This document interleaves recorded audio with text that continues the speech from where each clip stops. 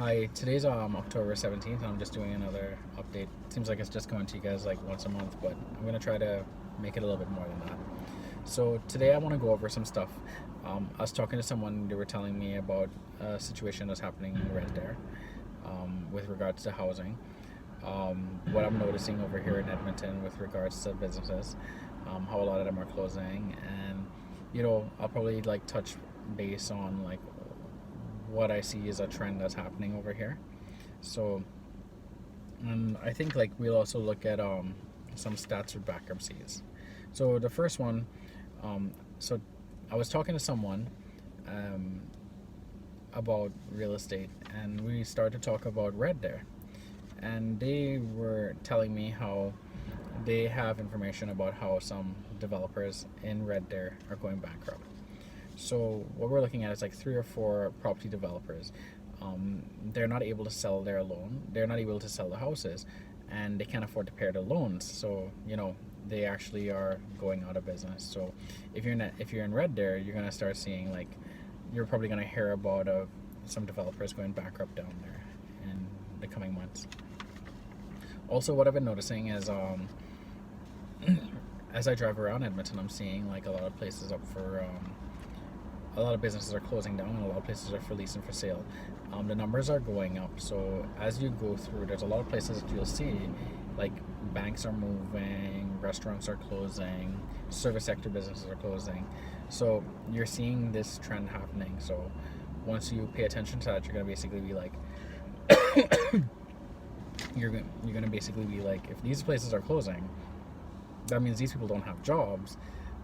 Therefore, it could affect the housing market, because some of these people might have housing loans, mortgages, all different type of things. So just noticing these things. Also, I want to show you something which is really funny, right? Financial services company, right? Here we go. Know where you're getting your financial services from, right?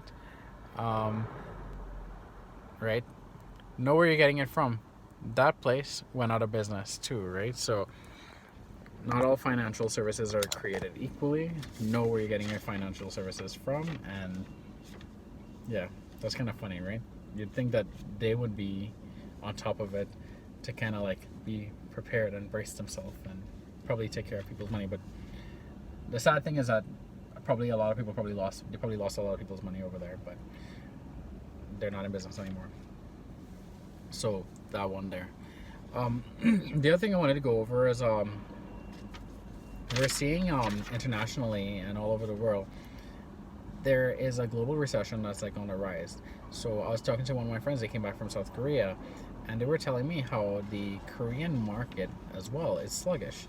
Like their parents had bought properties over there, and normally they were always buying properties, selling it, buying it, selling it, buying it, selling it. Like they're buying new construction and selling it, and then going back and buying it, and just doing this cycle over and over and over. They've been continuously doing this for years, and now what happened is that they have properties now that when they were doing this buy and flip, buy and flip, buy and flip, they were able to dispose of their property, and now they're noticing that they can't even dispose of some of their properties. How the values are not going up like how they used to, and in some cases some of the values are going down. So you're starting to see that. I'm just saying, like in South Korea, which is supposed to be aggressive for year over year growth in real estate values, it's kind of like meh. Also, what I was looking at too is that like if you were looking into the market in Edmonton in September last year to this year, till this year, so 2018 to 2019, you're actually seeing that the real estate, the average price for a house has actually gone down. So you're looking, I think it's like a 3 or 4% decrease in value of single family houses. And then we have like condos and townhouses, they're also showing declines. So what you're looking at is you're seeing that it's trending downwards, and so this is something to pay attention to. The other thing that I want to say is that if you're looking to buy a house, other things you should consider, right? We're going to look at overall factors in the economy. So if you go onto the website ic.gc.ca and you look up the bankruptcies and insolvencies, what you're going to see is that for August 2019, the total insolvencies that they had was up. It was up 13.2%. The bankruptcies was up 7.7%, and proposals to file bankruptcies has been up 16.3%. In July of this year as well, insolvencies were up 12.6%, bankruptcies were up 6.8%, and proposals were up 15%. But what does that mean? Like, it doesn't really transfer. Like, what does it mean, right? Is there showing like a trend, right? So when we compare the 2017 to 2018 of last year, the total insolvencies in 2018 for August last year was 5.9%. The bankruptcies had a decline from 7.3%, but proposals were up 19.2%. If we go back to the same time in July last year, you're looking at the insolvencies were up 6.1%, bankruptcies were down 7.9%, and proposals were up 18.3%. So last year, when things were, when you're looking at it, where it was like kind of like a little better. I don't know if it was a little better, but house prices were up a little bit more. You're starting to see that they were showing bankruptcies going down, right? But now we're starting to see a trend up. And when it was going down, like from this information, what you're seeing is that something else is happening here, right? So we're getting more people are going bankrupt. So you need to pay attention to stuff like this. I just got it from the ig.gc.ca. That's my notes, right?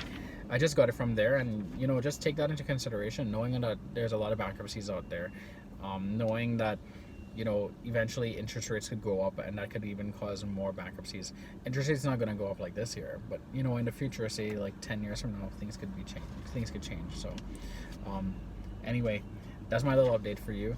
I'll make another video update in the coming days. I'll probably try to go over if Chinese people are buying properties, the fake low unemployment rate, and how companies are saying on some cash. So that's what I'm going to look at to do in the upcoming days.